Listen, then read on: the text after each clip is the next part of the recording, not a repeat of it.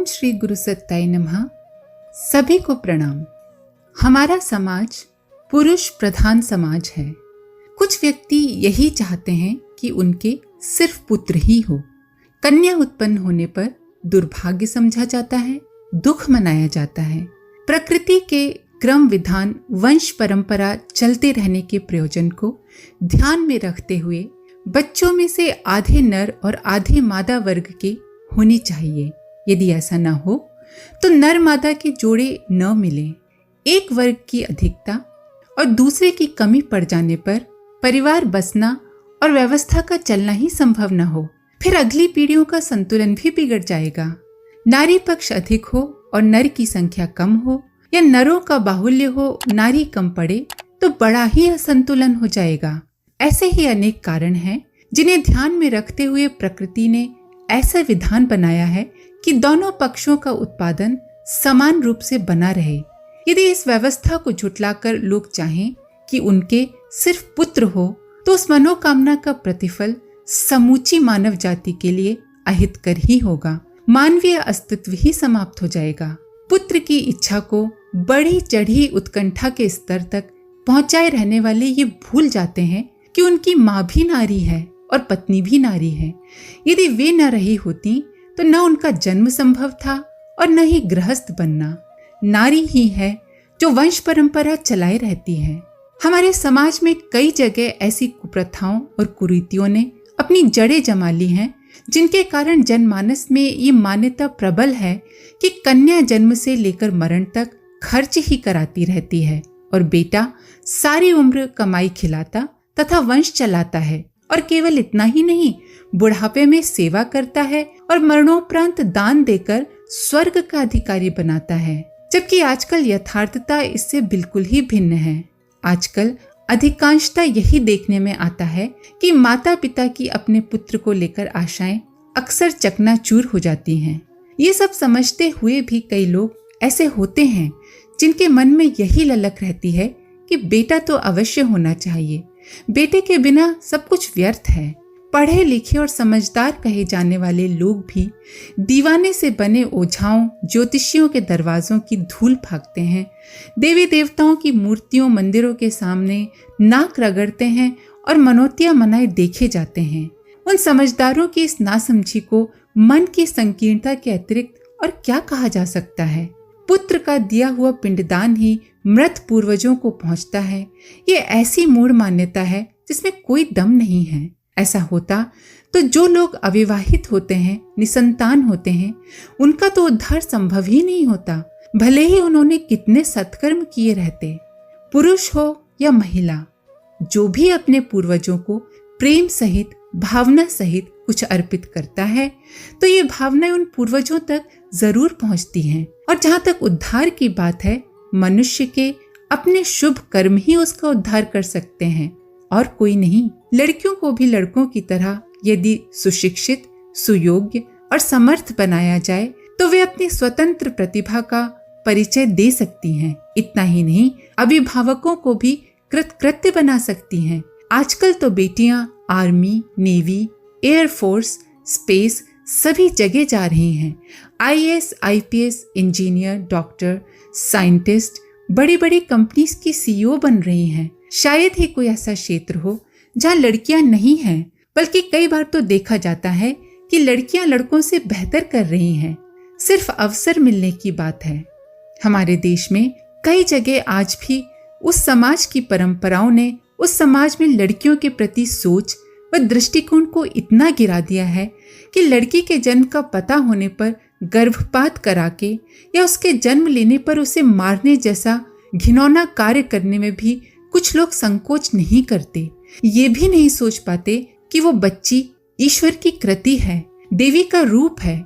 यदि उसे सुसंस्कृत बनाया जाए व अवसर दिया जाए तो शक्ति स्वरूपा वह नारी कुछ ऐसा कर सकती है जिसे ऐतिहासिक कहा जा सके।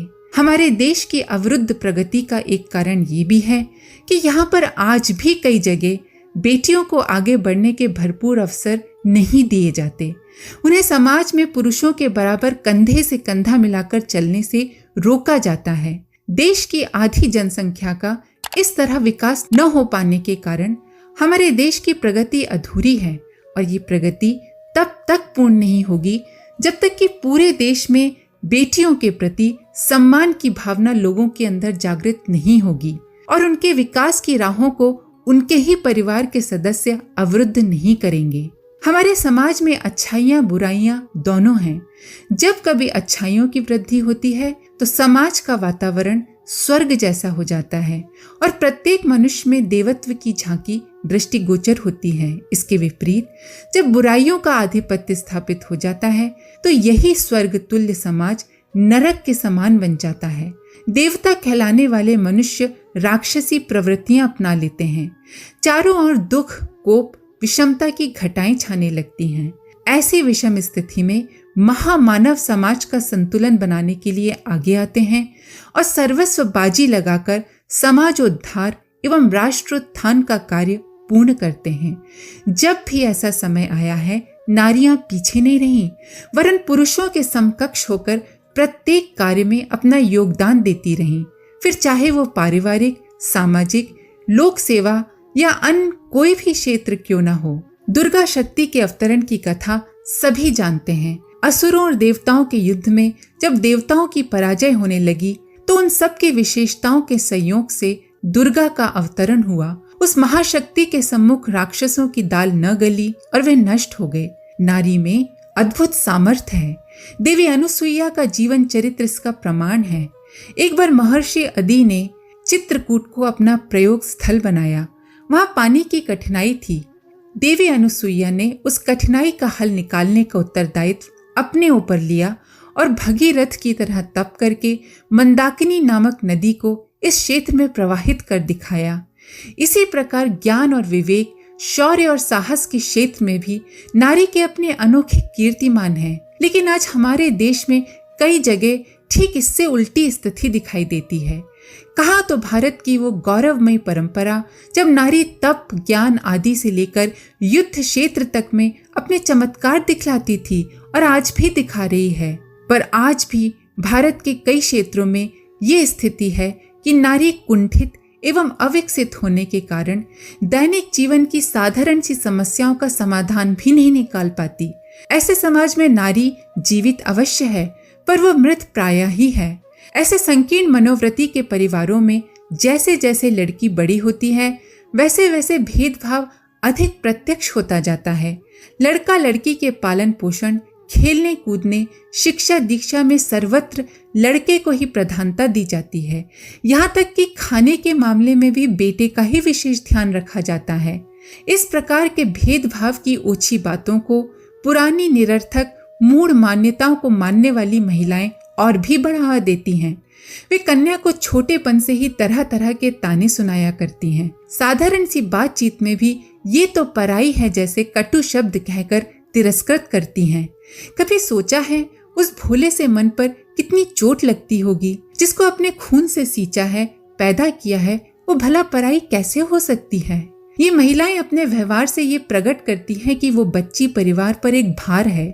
इन सब बातों का प्रभाव बच्चे के भावुक तथा कोमल मन पर ऐसा पड़ता है कि वह अपने आप को दीनहीन, कमजोर और पराश्रित समझने लगती है। उसे लगता है उसका कोई नहीं है। उसकी ये भावना कायरता का रूप धारण कर अपनी खुद की प्रगति का मार्ग अवरुद्ध कर देती है। पुत्र जन्मा तो बाहर आ गई, हंसी खुशी, राग रंग, बधाइयां, भोज दावतें और न जाने क्या क्या। पुत्री जन्मी तो पतझड़, दुख, निराशा। ये गाथा उस देश, धर्म और संस्कृति से संबंध रखती है जिसमें पुरुष परमेश्वर और नारी परमेश्वरी, पुरुष शिव और नारी शक्ति की संज्ञा से विभूषित है। तात्पर्य यह है कि अपने आदर्श मात्र शास्त्रीय मान्यताओं तक ही सीमित हैं, बड़े ही खोखले हैं। व्यवहार में कन्या के उज्जवल पक्ष की बात भी नहीं सोची जाती। कितनी घटिया मानसिकता है ऐसे लोगों की।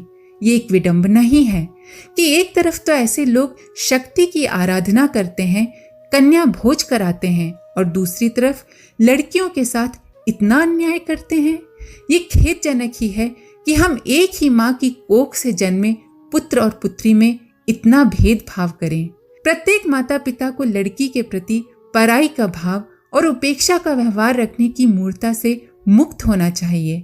नर और नारी दोनों आत्मिक परिपूर्णता का समान उद्देश्य लेकर ही मनुष्य शरीर प्राप्त करते हैं। एक को मार्गदर्शन मिले, प्रकाश मिले, संबल मिले और दूसरे को प्रेरणा व प्रोत्साहन तो दूर मानवीय जीवन की गरिमा ही न समझने दी जाए। ये कहाँ का न्याय है? कैसी सभ्यता है ये?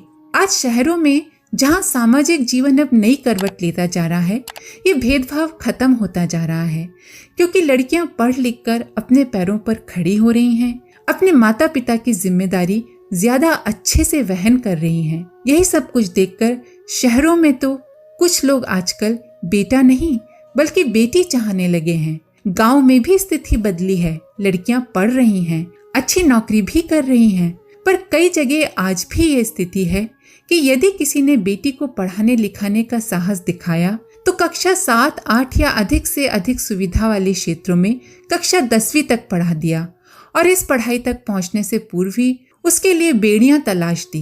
बेचारी ने जरा सी सांस ली कि गले में विवाह का बंधन डाल दिया। बेटी पढ़ना लिखना चाहे भी तो मन महसूस कर रह जाती है। चौके चूल्हे का बोझ इन कोमल कलियों पर डालकर माँ बाप का फतवा होता है, काम नहीं सीखेगी तो क्या ससुराल में नाक कटाएगी। ये है अपनी सुसंस्कृत कहे जाने वाली जाति की घटिया व्यवस्था और परंपरा, जिसे हम लंबे समय से लादे हुए चले आ रहे हैं। समाज इस दयनीय दुर्दशा का हर्जाना भी कन्या के माँ बाप से खूब अच्छी तरह वसूल करता है। कन्या को अगर स्वस्थ और प्रकाशपूर्ण वातावरण में रखा गया होता, उसे शिक्षित, स्वावलंबी और स्वाभिमानी बनाया गया होता तो बात ही अलग होती। एक बार यही करके देख लिया जाए कि शिक्षित कन्या प्रतिज्ञा कर लें कि वे दहेज लेने वालों या कन्याओं को द्वितीय श्रेणी का नागरिक समझने वालों के यहाँ शादी नहीं करेंगी। फिर देखिए किस तरह से सब सही होना शुरू हो जाएगा। आजकल कई लड़कियां ऐसा साहसपूर्ण कदम उठाती भी हैं, पर इसके लिए जरूरी है कि लड़की पढ़ लिख कर अपने पैरों पर खड़ी हुई हो। कोई भी व्यक्ति जो स्वावलंबी होता है, आत्मनिर्भर होता है, उसे किसी से दबना नहीं पड़ता, घुटन की जिंदगी नहीं बितानी पड़ती। लड़की परिवार और समाज के लिए एक अभिशाप है, इस मान्यता को त्याग देना चाहिए। फिर लड़की का अविकसित और अयोग्य होना तो इसलिए भी हानिकारक है क्योंकि वही तो समाज की भावी पीढ़ी का निर्माण एवं विकास सुचारू संतोषजनक रीति से कर सकने में समर्थ होती है। एक लड़की 2 कुलों से संबंधित होती है। यदि उसे आरंभ से ही बोझ न समझकर शिक्षित, स्वावलंबी, निर्भीक बनाने की ओर ध्यान दिया जाए तो वो 2 परिवारों की उन्नति तथा कल्याण में सहायक सिद्ध हो सकती है। लड़के व लड़की में भेदभाव करना उचित नहीं है। जरूरत है उन्हें अच्छे संस्कार दिए जाएं। ये अच्छे संस्कार ही मनुष्य के जीवन की दिशा धारा को तय करते हैं और उन्हें भटकने, भ्रमित होने व गलत राह पर कदम बढ़ाने से रोकते हैं। माता पिता का दायित्व है कि अपने बच्चों की भावनाओं को समझें, उनके अरमानों का गला न घोटें, बल्कि उनके जीवन विकास के लिए यथोचित व्यवस्था करें। जितनी मेहनत व परिश्रम माता पिता को बच्चों का पालन पोषण करने में लगती है, यदि उतना ही ध्यान वे अपने बच्चों को सुसंस्कार देने के लिए भी लगाएं तो उनकी संतानें न केवल अपना भविष्य संवारेंगी बल्कि समाज का भी हित साधन करेंगी। लड़के व लड़कियों में भेदभाव करने की आवश्यकता नहीं है। यदि दोनों में से कोई भी संस्कारवान नहीं है तो वो अपने परिवार व समाज के लिए अभिशाप की तरह ही है, भले ही फिर वो लड़का हो या फिर वो लड़की हो। बच्चों में भेदभाव नहीं होना चाहिए। इस संदर्भ में एक बहुत ही प्रेरणादायक पौराणिक कथा है। मंकड़क नाम के एक साधक थे। भगवान शिव में उनकी आस्था थी। साधक होने के बावजूद भी उनके मन में संसार तथा सांसारिकता की कामना अभी शेष थी। धन की कामना, यश की कामना, पुत्र की कामना यदा कदा उनके मन को घेर लेती थी। क्या करें? इस सोच विचार की उधेड़-बुन में वे उलझे रहते थे। उनकी पत्नी स्वयं प्रभा उन्हें काफी दिनों से परेशान देख रही थी। उन्होंने कई तरह से अपने पति की इस मनस्थिति का कारण ढूंढने की कोशिश की। अंततः उन्होंने साहस जुटाकर स्वयं मंकड़क से पूछा तो उनके पति ने उन्हें बताया, यूं तो परेशानी और चिंता का कोई प्रत्यक्ष कारण नहीं है, पर संसार की इच्छाएं मेरे मन को घेरे हुए हैं।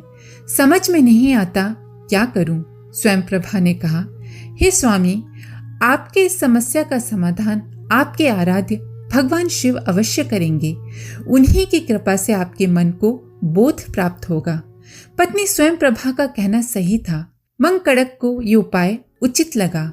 उन्होंने शुभ दिन शुभ मुहूर्त पर भगवान आशुतोष की आराधना शुरू कर दी।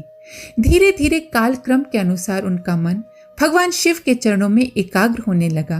उनकी तपस्या धीरे धीरे प्रगाढ़ एवं परिपक्व होने लगी और फिर वैशाख शुक्ल द्वितीया के चंद्रोदय के साथ अवघड़दानी शिव उनके सामने प्रकट हो गए।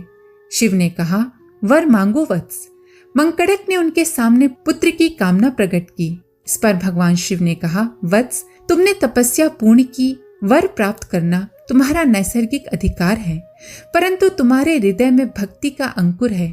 इसी कारण पूछना चाहता हूँ, पुत्र किस लिए, पुत्री क्यों नहीं? इस पर मंकड़क ने कहा, प्रभु, पुत्र आगे चलकर सहायक बनता है, जबकि पुत्री तो विदा होकर ससुराल चली जाती है। उत्तर सुनकर भगवान शिव हंसे और बोले, वत्स, तुम तपस्वी हो, तुमने शास्त्रों का सही प्रकार से अध्ययन किया है। तुम्हें ये बोध होना चाहिए कि सहायक तो मनुष्य के कर्म होते हैं। कोई व्यक्ति विशेष किसी की सहायता नहीं करता। घर में पुत्र हो या पुत्री, उसे संस्कार देकर शिक्षा प्रदान करके उसके व्यक्तित्व को समुन्नत बनाकर समाज को अर्पित करना माता पिता का दायित्व है। अपने बच्चों से प्रतिदान की आशा, बदले में कुछ चाहना तो पशु पक्षी भी नहीं करते, फिर तुम तो मनुष्य हो।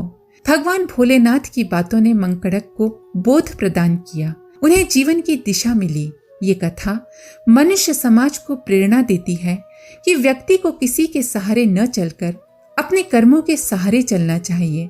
पुत्र व पुत्री में भेदभाव करके उनके जीवन विकास में अवरोध पैदा करना अशुभ कर्म है। इसलिए बिना किसी भेदभाव के दोनों को ही अच्छे संस्कार देना चाहिए, उनके विकास के लिए हर उचित कदम उठाना चाहिए और उनके व्यक्तित्व को संवारने में अपना अमूल्य योगदान देना चाहिए।